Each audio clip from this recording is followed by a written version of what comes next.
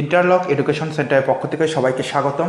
আজকে আমরা কমপ্লিটিং সেন্টেন্সের আর একটা পার্ট নিয়ে আলোচনা করব। যদি কোনো সেন্টেন্সে উড রেদার এই ওয়ার্ডটা দেওয়া থাকে তাহলে কি হবে।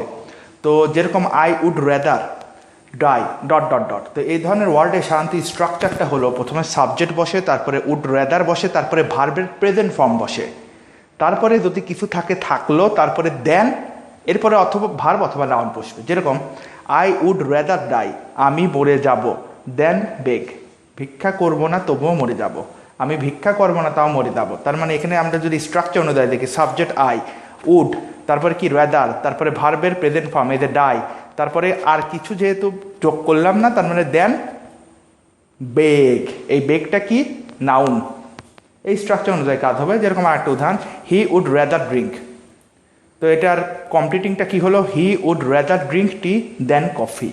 তো নিয়ম অনুযায়ী দেখি, প্রথমে হি সাবজেক্ট, তারপরে উড রেদার বসলো, উড রেদার ভার্বের প্রেজেন্ট ফর্ম, এই যে ড্রিঙ্ক, ড্রাঙ্ক কিংবা ড্রিঙ্ক এই ধরনের কোনো ওয়ার্ড বসলো না, প্রেজেন্ট ফর্মটাই বসলো।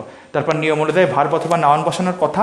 তো এখানে তো একটা ড্রিঙ্ক টি, এখানে একটা দেন তো বসাতেই হবে, তারপরে ভার্ব অথবা নাউনের কফি, এটা একটা নাউন হিসাবে বসানো হলো। তার মানে এক কথায় যেটা বোঝা যাচ্ছে সেটা হলো কি, উড রেদার থাকলে দেন ওয়ার্ডটা যুক্ত করতে হবে, দেনের পরে হয় ভার্ব কিংবা নাউন বসবে। আর একটা বিষয় হচ্ছে কি, এখানে যে ভার্বটা ব্যবহৃত হবে সেটা সবসময় প্রেজেন্ট ফর্মে বসবে।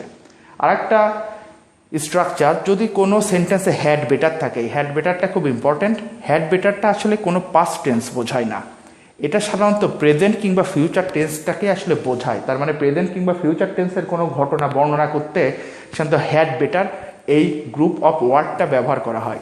আর একটা বিশেষত্ব হচ্ছে, হ্যাড বেটারের পর কখনো ইনফিনিটিভ টু বসবে না। ইনফিনিটিভ টু না বসলেও সবসময় ভার্বের প্রেজেন্ট ফর্ম এই হ্যাড বেটারের পর বসবে। এই তিনটে স্পেশালিটি এই হ্যাড বেটারের ভিতরে আছে। যেরকম I had better dot dot dot, তো এটার অ্যান্সার দিয়ে কী দেওয়া যেতে পারে, I had better ring him at once. তো আমরা যদি খেয়াল করি, তো বেটারের পর রিং আছে, রিং কিন্তু একটা ভার্বের প্রেজেন্ট ফর্ম, তার মানে তাকে এই মুহূর্তে একটা ফোন দেবো কিংবা কল দেবো। You had better, you had better, তারপরে কি ভার্বের প্রেজেন্ট ফর্ম বসবে, এই যে বসলো লিভ দ্য প্লেস, মানে এই স্থান থেকে তুমি চলে যাও। ধন্যবাদ সবাইকে।